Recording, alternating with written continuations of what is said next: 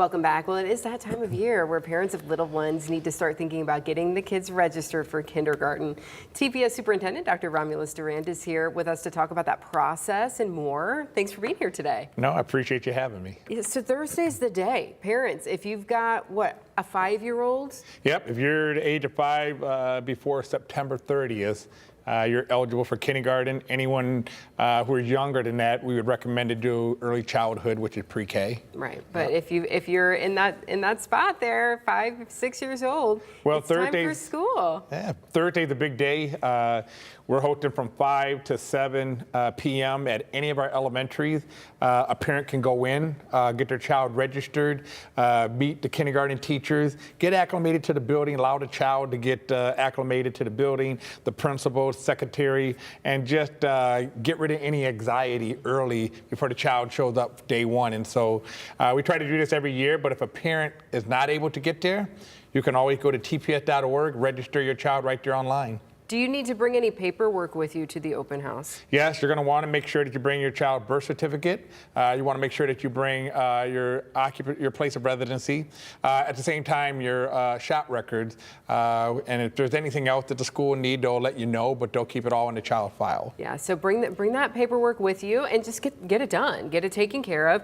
And what a great opportunity to get into the schools and see how, because I know sometimes with parents, it can be hard to let go and send their kids to school, so they want to be reassured, and the kids, they're more excited maybe. Well, I'll tell you what, when it comes to kindergarten registration, and particularly day one, we call it boohoo breakfast because parents are just boohooing on that first day more than the children are. And so many of the times that early registration is more about the parent and getting all the paperwork, building the relationship to comfort.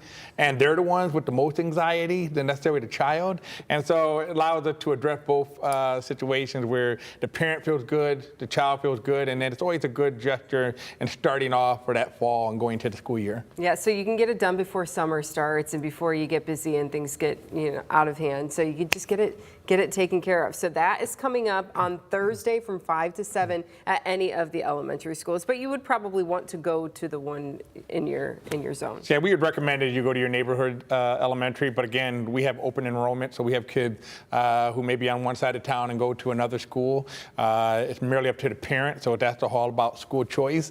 But we always say, hey, if it's conveniency you really want and you really want to know what the school's like in your neighborhood, this is the day to go check it out for kindergartner. Yeah, and as you said, if you can't make it, though, you can get on the website and get that process started. Is there a deadline for that when you need to have it done? Well, it's not a deadline. Obviously, you want to get it done sooner than later, particularly as seats are filling up. And so, that's why we try to do it in the springtime to get a good idea so we can account for these kids for the following fall.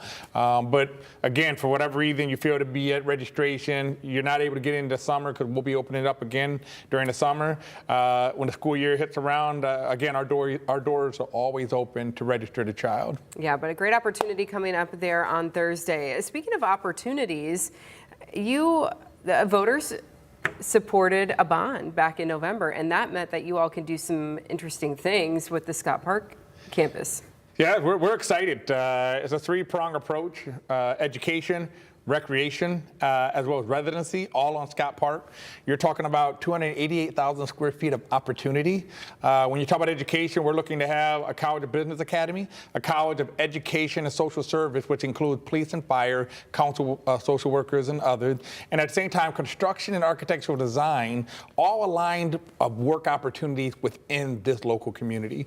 Our job with our magnet schools, as well as all our career tech programs, is to educate you here, work here, live here, to strengthen our local economy by merely providing work-based readiness by providing that within the educational setting. So when these kids graduate, they have college credit as well as industry certification at 18 years of age at no cost to parents because taxpayers supported the levies. Right. So an amazing opportunity for students, especially if they have an idea what they want to do, or maybe they think they know what they want to do, and then this is a way for them to find out, hey, wait, no, this isn't what I want to do.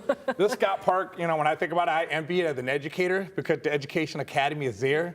Remember, this school will run from 7th grade all the way to bachelor's degree program. We're in relationship with our community college as well as our four-year institution.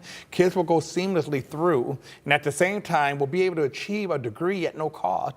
So if I had went to to this academy, I could have gotten a bachelor's degree for free, industry certification, at the same time, be ready to teach at the age of 20, and ultimately have an opportunity to invest in residency, because there will be home opportunities on that campus as well. So we're working at the city and trying to get a developer to help establish residency, so that you have teachers who live here, work here, as well as police officers and other things, redeveloping, redefining our inner city communities. Yeah, because we want to keep these kids here. We've talked about that brain drain, if you will, and we want to keep them here for the future. So what's the timeline on that? Do we know? You know what? We're looking at the fall of 2026 is phase 1, where you have the Construction Architectural Design Academy. We're working with the 16 trade unions as well as all our industry folks, and just really ironing out a well-ironed curriculum, obviously from 7th all the way through 12th, and then pre-apprenticeship into apprenticeship.